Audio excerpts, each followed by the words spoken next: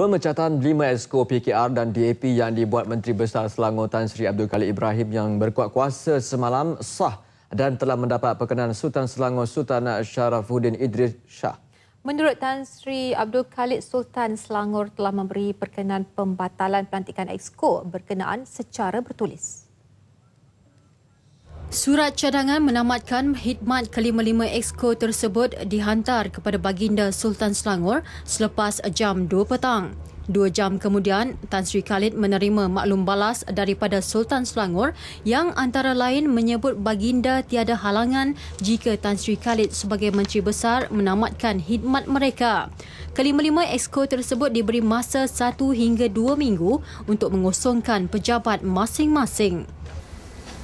Duli Yang Maha Mulia Sultan Selangor telah berkenan untuk membatalkan pelantikan Exco yang terlibat atas nasihat daripada Datuk Menteri Besar secara bertulis.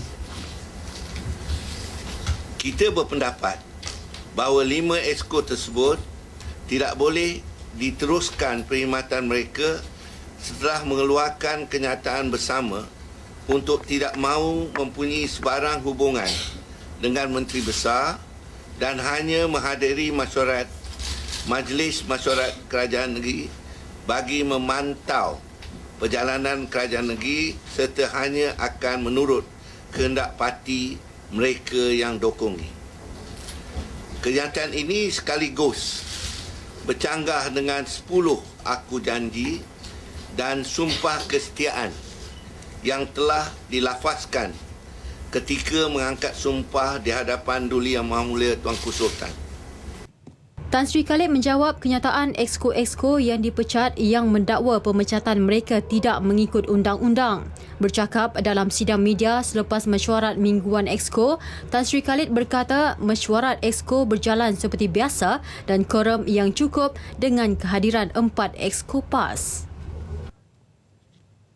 Status Exco PKR Rozia Ismail yang tersenarai dalam 3 Exco parti itu yang dipecat Menteri Besar Selangor Tan Sri Khalid Ibrahim semalam masih belum diputuskan lagi kerana beliau masih berada di luar negara. Menurut Tan Sri Abdul Khalid, keputusan bakal dibuat Rozia sendiri sama ada setuju bekerjasama dengan barisan 4 Exco PAS yang dikekalkan atau sebaliknya. Tan Sri Khalid berkata demikian dalam sidang media selepas mempengerusikan mesyuarat mingguan Exco Kerajaan Negeri Selangor di Shah Alam. Buat pertama kalinya, mesyuarat minggu Exco dihadiri 4 Exco, keempat-empatnya dari PAS selepas beliau memecat 5 lagi Exco, 2 dari PKR dan 3 lagi dari DAP. Wabil Rodia, surat ini dia berada di luar negeri. Oleh sebab itu, saya menunggu dia kembali dan saya akan membuat keputusan dan jika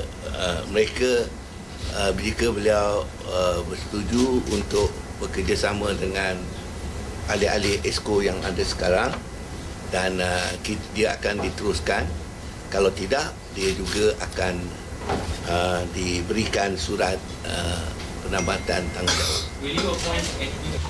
Exco PAS yang hadir ialah Exco Belia dan Sukan Dr. Ahmad Yunus Khairi, Exco Pendidikan Dr. Halimah Ali, Exco Perumahan dan Pengurusan Bangunan Iskandar Abdul Samad dan Exco Agama Islam Salihin Mukhi.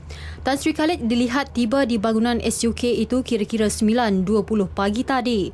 3 Exco PAS termasuk Dr. Ahmad Yunus, Dr. Halimah dan Salihin dilihat memasuki perkarangan bangunan itu selepas 9.30 pagi tadi.